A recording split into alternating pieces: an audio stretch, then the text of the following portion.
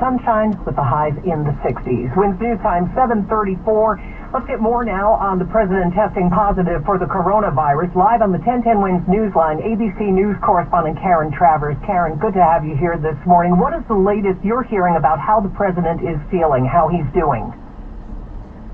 We don't have any new information from the recent note we got from the doctor last night. The president's doctor released a statement saying that both the president and the first lady were well at this time. That statement from the doctor, Sean Conley, did not reveal if they were experiencing any symptoms. The first lady did tweet, "We are feeling good," but we have no indication yet from the president on this.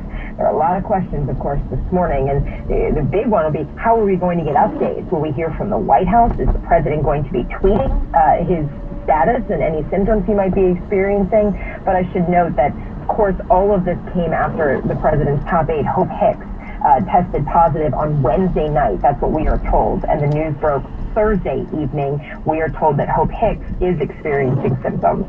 Right. Karen, let's talk about the president's schedule this week. We don't know how long he might have had it or where he got it, right? Tell us about his schedule and what the possible contact points would have been. We can go back to Saturday when the president had the event in the Rose Garden for his new Supreme Court nominee, Amy Coney Barrett.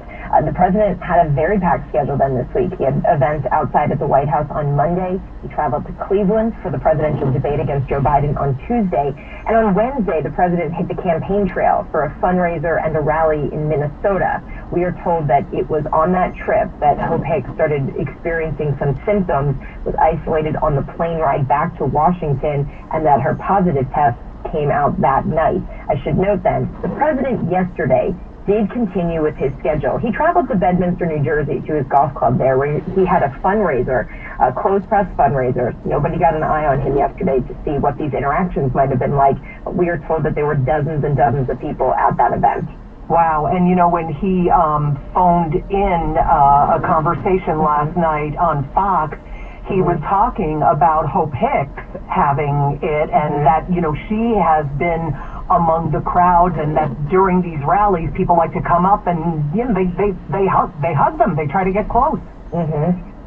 Yeah, and he said specifically that it was military and law enforcement, that soldiers and law enforcement come up to her and that she wants to greet them and treat them well, not stay away.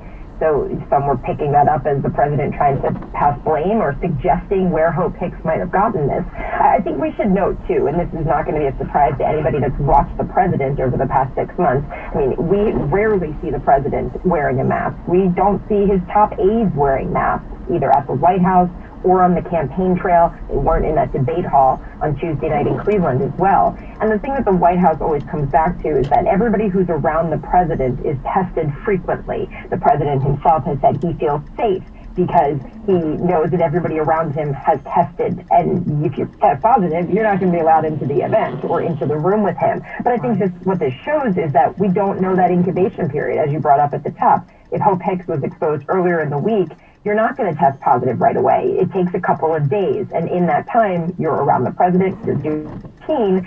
And the big question now is how many people are potentially exposed because of this in the White House? Yeah, Karen, the TV networks this morning continue to show the pictures of Hope Hicks and Jared Kushner walking the same staircase up to Air Force One, touching the same railings, etc. You mentioned the debate. Joe Biden, I would assume, gets tested frequently. Have we heard anything from him and anything about him getting tested?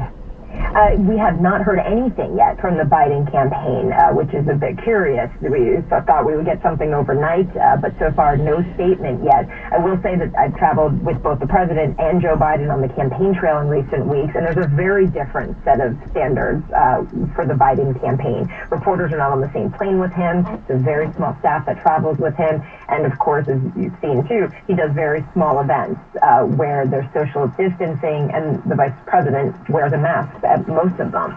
So there is a bit of a higher, sense of, we've got to focus on this than what we've seen with the president and his team.